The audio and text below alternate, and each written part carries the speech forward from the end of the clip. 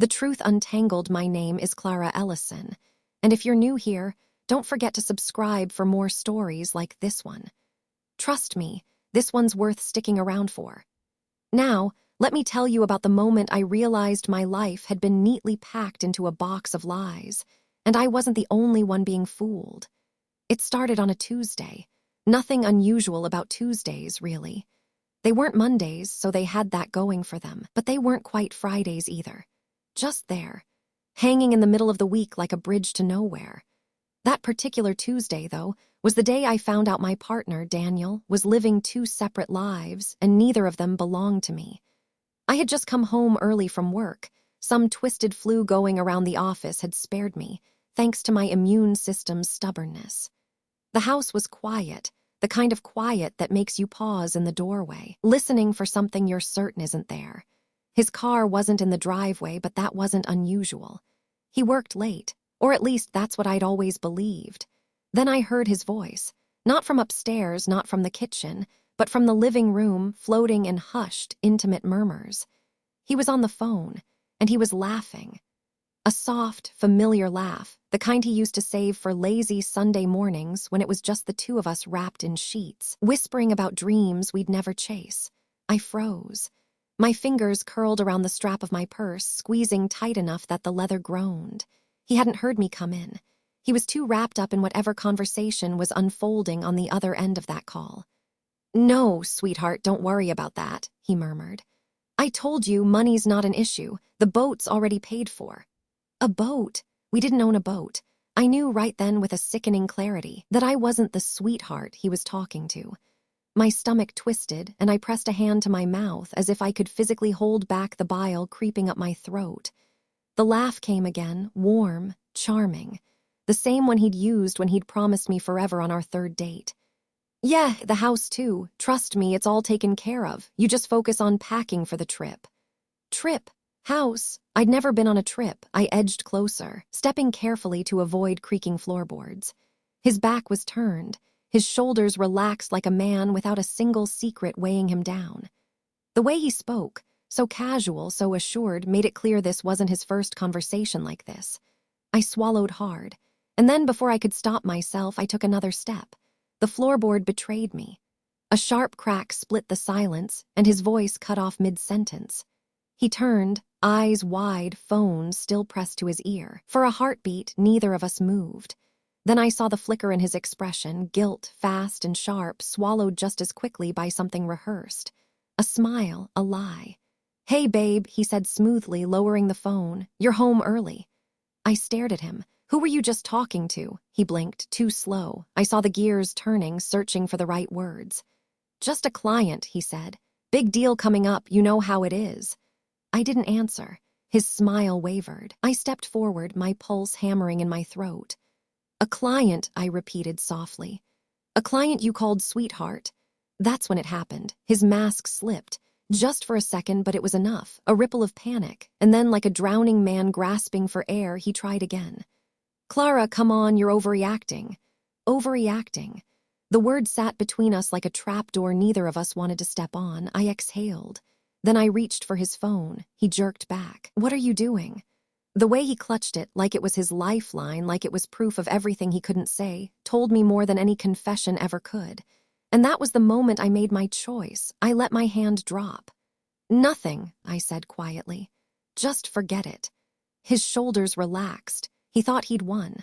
But I was already walking away, already pulling my phone from my pocket. Because if Daniel wanted to lie to me, fine. But if he was lying to someone else too, if there was another woman out there who thought he was rich, who thought he owned boats and houses and trips, then she deserved to know the truth. Just as much as I did. By the time I reached the bedroom, my fingers were flying across the screen, searching, digging, unearthing every hidden piece of him he'd tried to bury. And what I found, well, that's where our story really begins. The other woman, I found her in less than an hour. Her name was Lena. Lena Morrow. At least that's what her profile said, bright-eyed, sun-kissed, with a smile that made her look like she'd never heard the word no in her life.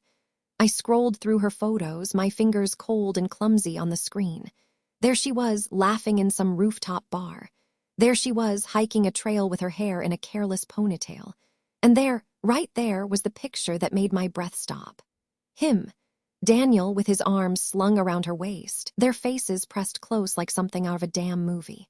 The caption read, "When he surprises you with a weekend getaway 'cause he's the absolute best. Love you, babe." A getaway to our city, one she clearly didn't know he lived in. I clicked on her name, scrolled further, found more. A year with this man and I still can't believe how lucky I am. House hunting soon. Maybe.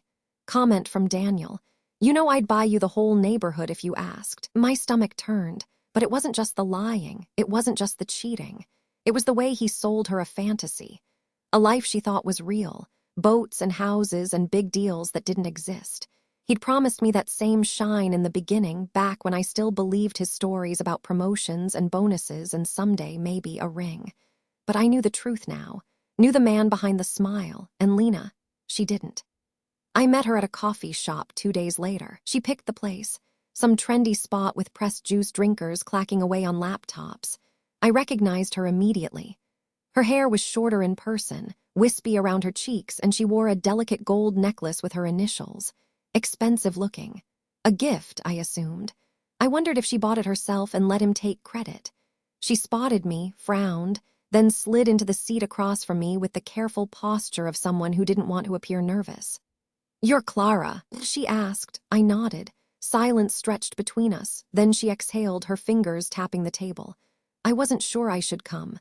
"I know," I said. "Thank you for meeting me." She studied me. "You don't look like what I expected." I almost laughed. "And what did you expect?" "I don't know, someone angrier maybe." I clasped my hands in front of me steady. Anger wastes energy, and right now I need all the clarity I can get. Another pause, then, softer, "You're really his fiancé." "Was," I corrected, though I'm guessing he never mentioned me. She swallowed, glanced away. That was answer enough. I reached into my bag and slid a folder across the table. Inside, bank statements, lease agreements, screenshots of messages, all the proof she'd need. Lena opened it, hesitated. Then, with a shallow breath, she started reading. I watched her face. Saw the exact moment realization hit. The boat. A rental. The house he'd promised. A Photoshop listing he'd sent her. The business trips he was always taking. Nights spent in my bed telling me work ran late. Her fingers trembled. "This doesn't make sense. He has money, he showed me account balances, plane tickets, he faked them," I said gently. "Just like he faked everything else." She looked up at me, her eyes wet. "Why would you bring this to me?" "Because someone did the same for me once, a woman he dated before, and I didn't listen to her." I sighed, pushing my coffee aside. I wish I had. Lena wiped under her eye with one finger, smudging mascara. "I thought he loved me. I know. I believed him. I did too." For a second, neither of us spoke. The hum of conversation around us faded into background noise. Then, slowly, she shut the folder, pushed it back toward me. "I need to go," she whispered. I reached out, touching her wrist before she could stand. "One more thing." She waited. I slid a single key across the table. "What's this?" she asked. "A spare to his apartment." My smile was thin. "In case you ever want to see for yourself." She stared at it. Then abruptly she grabbed the key, stuffed it into her purse, and stood so fast her chair screeched. "Lena," but she was already walking away. I didn't try to stop her.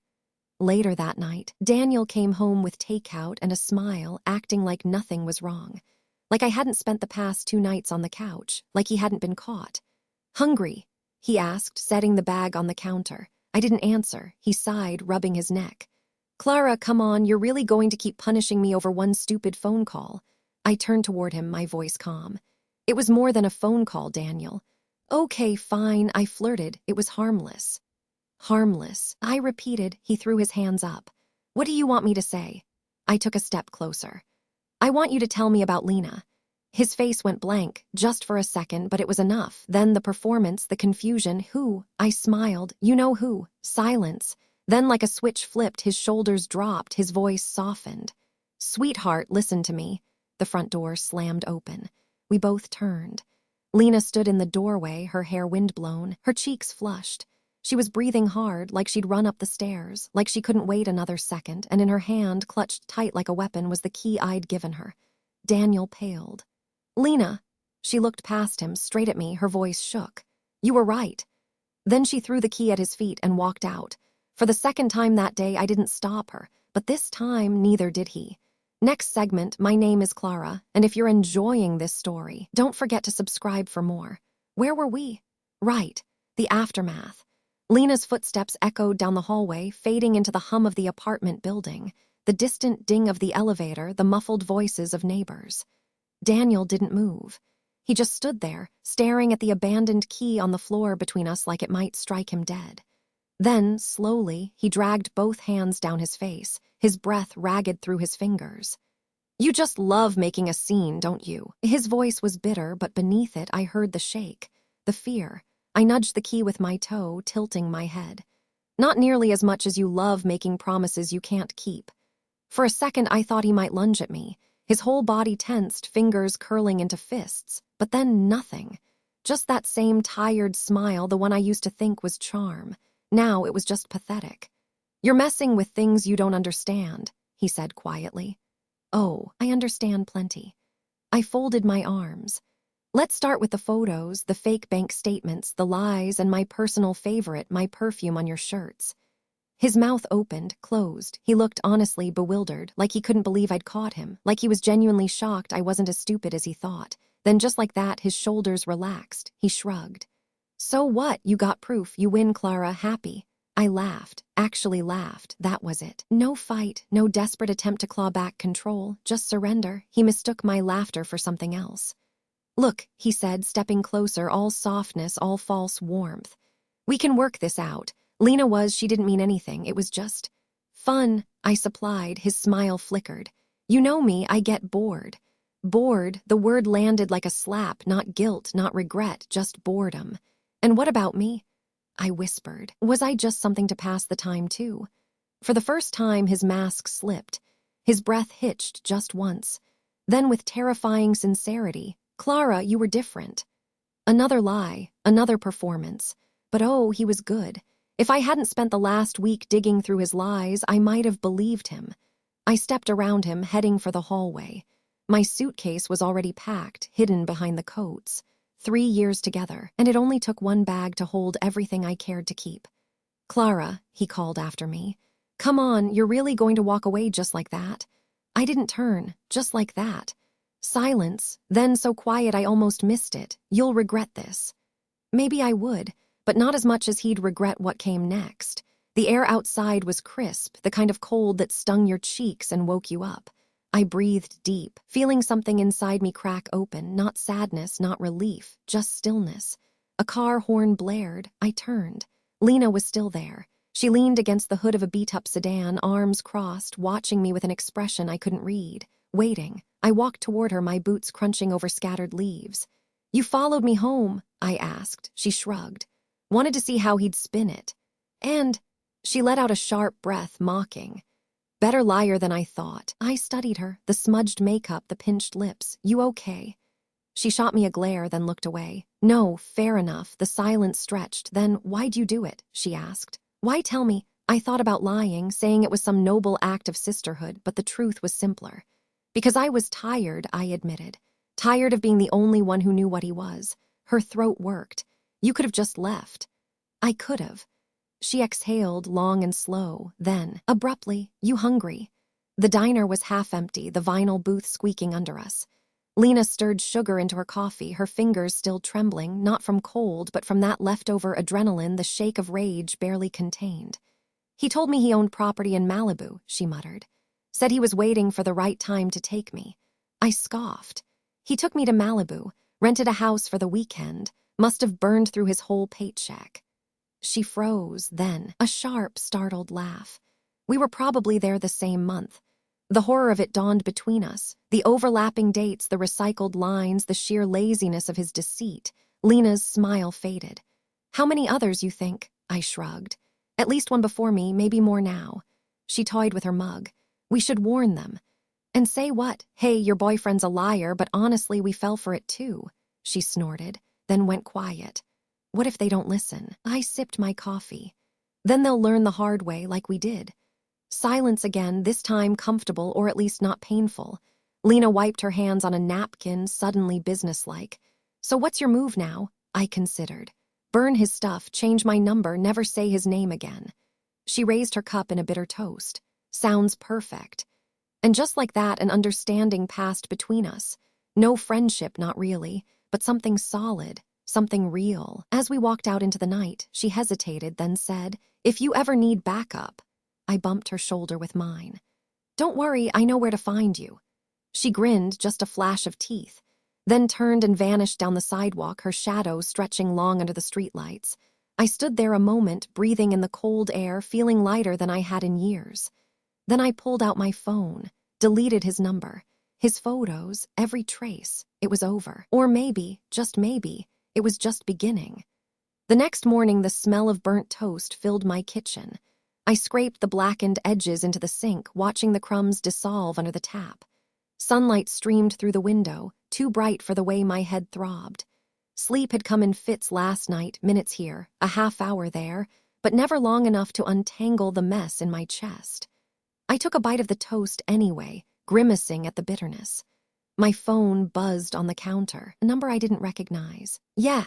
I answered, voice rough. "It's me. Lena." She sounded wide awake, sharp. "You got a pen?" I swallowed dryly. "Why?" "Because I found another one." The toast turned to dust in my mouth. The coffee shop Lena was already at a corner table when I arrived, fingers drumming against her phone screen. She didn't look up as I slid into the chair across from her, just pushed a slip of paper toward me. "Veronica," she said. 23, works at some boutique downtown. Been seeing him for 6 months. I picked up the paper. Social media photos, Veronica grinning over cocktails, Veronica on some beach, Veronica in a tight dress with his arms slung over her shoulder. My stomach twisted. "How?" I asked. Lena smirked, but there was no humor in it. "He left his laptop open in her apartment the other night. Saw his email when she went to the bathroom. Found a whole folder labeled sweethearts with photos. Me, you, her, and one more, didn't get a name. The audacity, a folder like we were trophies." I exhaled slow. "Why show me?" She leaned forward. "You think Veronica knows he's broke?" I scoffed. "Doubt it. Guy can't lie about anything real, but he's got a talent for the fantasy." Lena's knuckles whitened around her coffee cup. "So what's your move?" I should have walked away, should have let this be her problem, but there was something about the way she watched me, like she already knew I wouldn't, like she saw the same itch under my skin. "You got her number?" I asked. Lena's lips curled. "Oh, better, I got her schedule." The boutique, the shop, smelled like lavender and expensive detergent. Racks of fine-knit sweaters and silk blouses lined the walls, the price tags making my old jeans feel even more threadbare. Veronica was at the register, carefully folding a scarf for a customer. She wore her hair in a sleek ponytail, nails glossy and perfect, the kind of woman who looked like she'd never burned toast in her life. Lena nudged me. "Go." I hesitated. What do I even say? Whatever sticks. The customer left. Veronica's gaze flicked to me, polite, practiced. "Can I help?" I slid the photos onto the counter between us. Her smile faltered as she recognized him. "Your boyfriend," I said, "or so he told you, has 2 other girlfriends, maybe 3. He told Lena he owned property in Malibu, told me he was saving for a yacht, and from the looks of you," I gestured to her designer shoes, "guessing he promised you something shiny too."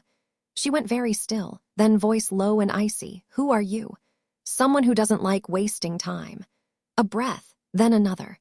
Veronica picked up the photos, studying them like they might be fake. "He told me he was divorced," she whispered. Lena snorted. "Try never been married." Veronica's fingers tightened on the photo. "I paid his rent last month." And there it was, the same stunned hurt, the same quiet realization, the same crack in the voice when she said, "What do I do?" Lena glanced at me. I shrugged. "Up to you, but if you want to make him sweat." Veronica's eyes narrowed. Late that night, his apartment building was dark except for a single light on the 2nd floor. His, because the man never went to bed before midnight, always claimed he was networking. Veronica stepped out of her car, heels clicking on concrete.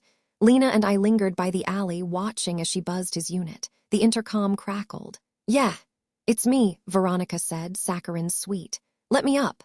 A pause, then the door unlocked. Lena elbowed me. "You ready?" I cracked my knuckles. Born ready. The stairs creaked under our feet. By the time we reached his door, it was already open. Veronica stood just inside, hands on her hips, while he stood frozen in the middle of the living room, still in his work slacks and rumpled shirt. "What's going on?" he demanded. Then he saw me, saw Lena. His face drained of color. Veronica crossed her arms. "We need to talk." And oh, the way his mouth opened, like he might lie his way out like he always had. But for once in his life, there was nothing left to say. We all saw it. We all knew. And for the first time, so did he.